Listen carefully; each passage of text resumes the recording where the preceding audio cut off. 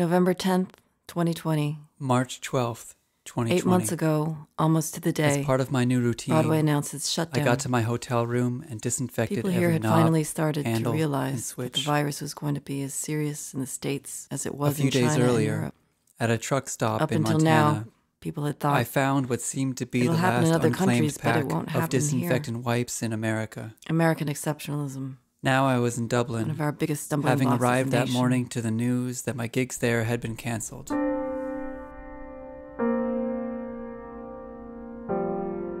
At the planned rehearsal time, we huddled around a TV as the Irish Prime Minister made the news official. I admit, Immediate nationwide I was relieved to lockdown not have to go to and a work for a ban while. on large gatherings, And I was in the just fortunate days position before St. of Patrick's. being able to get unemployment. The same measures were being put in place back All of a sudden, home. I had an abundance By the end of the what day, I felt I was always every upcoming craving. gig in my calendar Time would be for gone. myself, for my own art, for family and friends. It was hard to wrap my head around the fact of so many upended plans. But surprisingly, I didn't feel upset. I thought about how indignant I had been a few months earlier when a desirable gig was canceled without compensation. From the vantage of a global crisis, my reaction felt petty. I thought that we would have the virus under control in a month. Funny maybe how you two. gain perspective 8 months by later, losing so much. it's not just the arts industry that faces collapse. It's our healthcare system, the economy, our democracy, the environment, everything. Question: what is the musical experience? Music is abstract and contextual.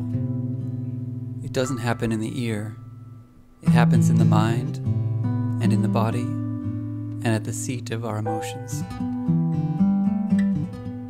For each listener and on each new listening, it takes on different associations, evokes different emotional responses, jogs different memories. My first memory is of picking out Mary Had a Little Lamb on the piano when I was 3 years old. I've never been without music in my head. We lack a language to talk about what imagine music that is doing inside This is of what us it must feel as like to be listeners religious. and as players, and we tend to overlook the things that can't be labeled Music has always and felt like easily explained, sustenance, as routine and as enjoyable or that can't as be eating a captured meal. for digital consumption. When musical work became limited to online quarantine creations, some of these subtle aspects of musical transmission did not survive the migration. It's an emotional experience to meditate and organize sound and thus commune with millions of people that have contributed to this practice up to the present day.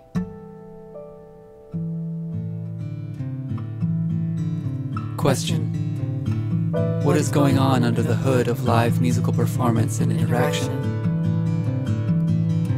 Musicians develop a sensitivity that allows them to respond to one another more or less instantaneously.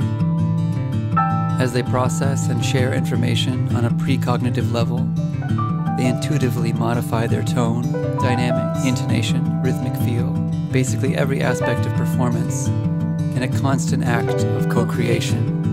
It's a non-verbal agreement that keeps being written. When all this is going well, the part of my brain there that is arises a critical connected and feeling analytical state, goes silent. sometimes referred to as flow.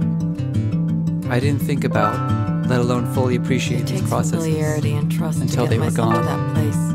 When it's just about sound, and when how I'm feeling directs the intention of the sound that I'm making. And just like any other type of interaction, there's always the possibility that the immediacy of the moment leads you to an unexpected place that you have to navigate through and out of together.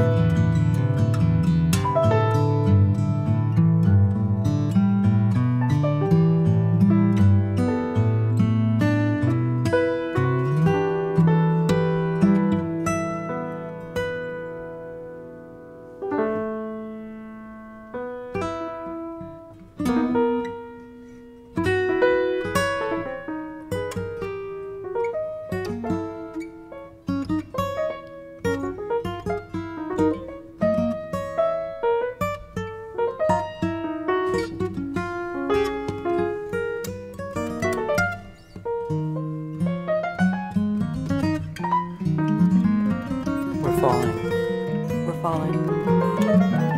falling through the air. We're falling through the air. We're falling.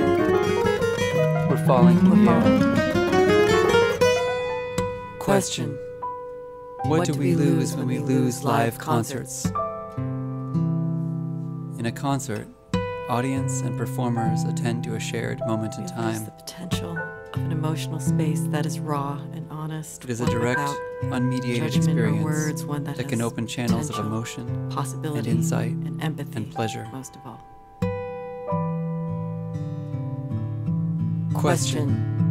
What does the performer lose when there is no audience? I always feel an urgency As a performer, on stage when I can sense to the not just collective communicate trust to an and goodwill of the audience, but to affect them. it gives me permission somehow, to take risks as and I have invites been me to make a mark in so the often sand. inspired as an audience member to be a better, kinder person. The attention of the audience is like another presence, and you can play not just for it, but with The it. immediacy of the moment feels existential. You can build expectations and satisfy them desperately so. or defy them. You can surprise, you can play in the extremes, move from loud to very quiet, or play at the reaches of your I register. never experience this feeling when there is no audience present. You can make moves as opposed to merely going through the motions. You can be playful, or you can dive into a solemn interiority. Either way, the audience is along for the ride.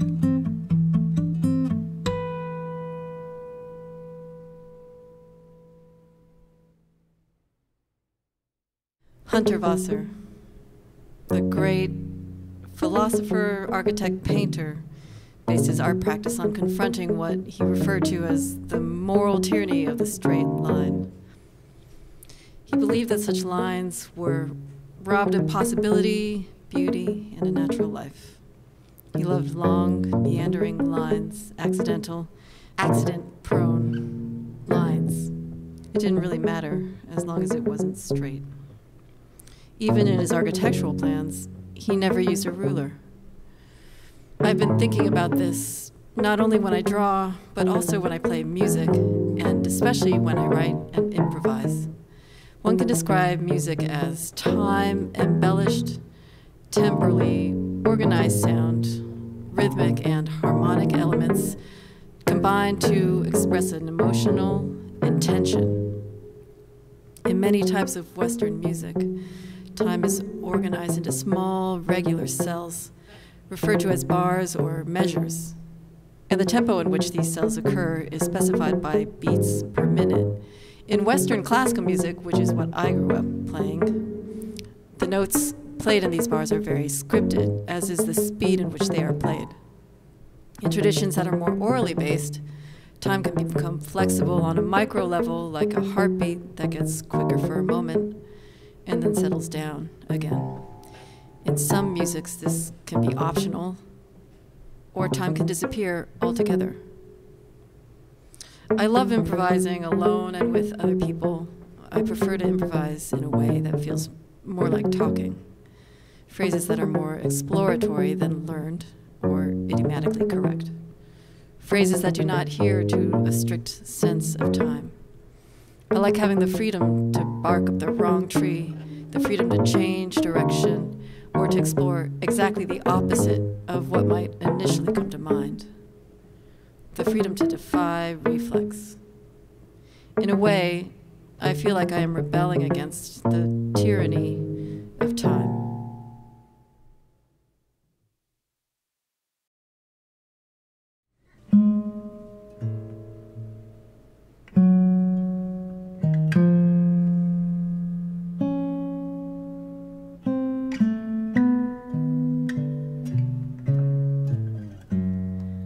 Question.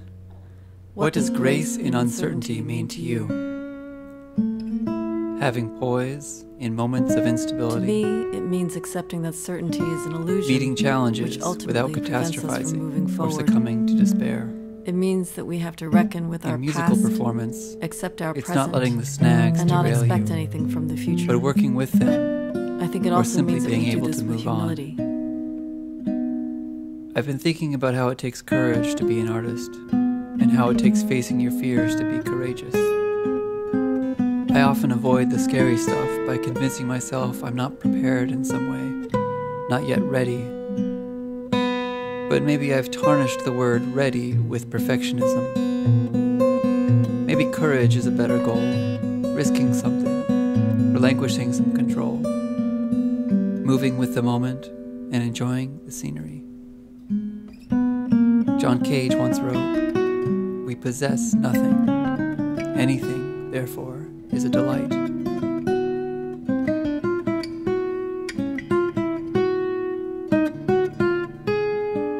I recently came across a quote from the Tibetan monk Chogyam Trungpa, who says, "The bad news is that we're falling through the air with no parachute. The good news is there's no ground." I catch myself worrying about the parachute, and I take the ground as a given. I'll unconsciously assume I can avoid pain by having mastery over myself or my circumstances. But when you consider falling with no ground to crash into, falling takes on a very different character. You're part of a flow, and the flow is both out of your control and totally fine at the same time.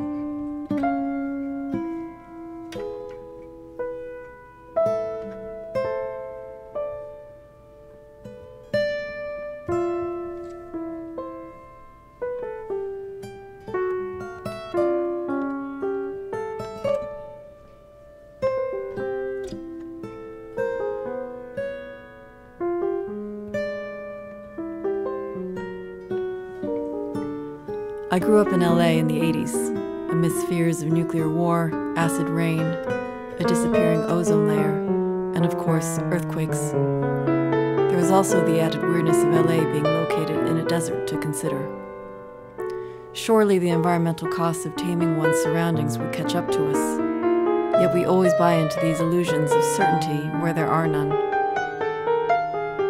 There has been a spike of zoonotic diseases like COVID-19 in the past 50 years due to unregulated animal agricultural practices, overpopulation, poor maintenance of water and waste management systems, human encroachment into isolated ecosystems, and the decimation of animal habitats through deforestation and overdevelopment. Our destructive attitude towards the natural world has brought this pandemic upon us. If we don't change our ways, diseases will continue to plague us, as will stronger storms, longer droughts, and more intense wildfire seasons. This is the only real certainty that I see in our future.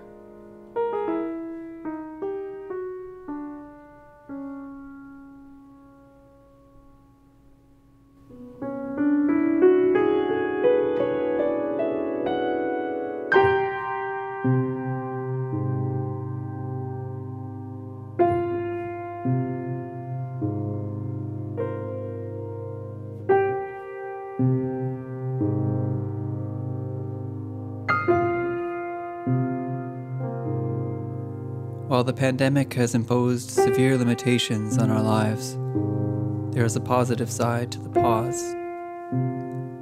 The machinery stopped. We can recalibrate or rebuild. Before everything stopped, I was too tired to think for myself. My attention was spread thin on commitments that varied in importance to me. Some of them held no importance for me at all. Since my own work life has been so dramatically altered, I had put myself into these situations. I've been reflecting a lot on my the career. Unpredictable nature of my career choice as an excuse. I'm grateful for the momentum I've built as a freelancer, but I've begun to question its value. Do I want to go back to living Am I sufficiently directing its flow? Was I giving up What are its control effects on my of carbon time too footprint? easily? What about my If so, health, why? my relationships, Was any my of my own goals? work important to anyone besides me? And if it wasn't, was I still justified in making it?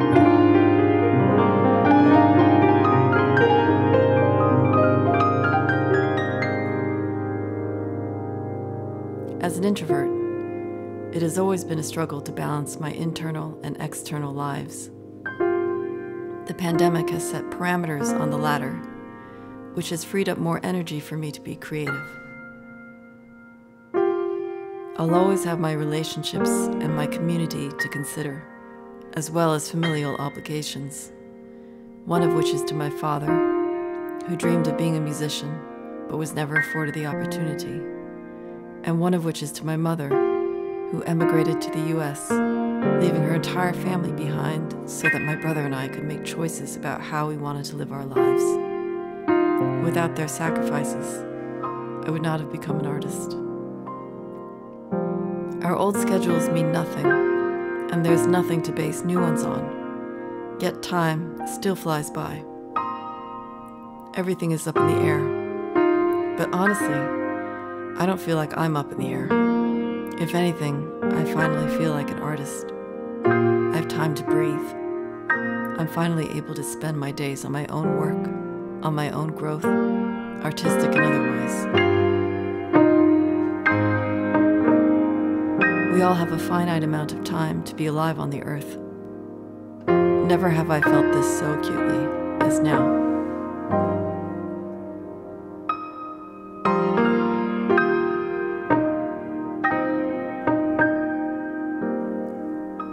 The uncertainty of the times is palpable. Like many, I'm alarmed at our country's polarization, how misinformation is fueling a culture war, and vice versa. I'm concerned about the planet, the loss of biodiversity, and runaway climate change. I'm worried about the health of my family members. I have a new awareness of the precariousness of my career that will outlast the virus. But some questions have been answered. Every evening at 7 p.m. in the early weeks of the pandemic, I joined my neighbors to shout our appreciation for essential workers from our windows and stoops. It was a collective gesture of gratitude, a motion towards one another in a time of quarantine, and a recognition of our shared vulnerability. For me, it was grace, that connected feeling state from which we may answer our need for healing and transformation. It inspires me to be generous and to stay connected to people's lives.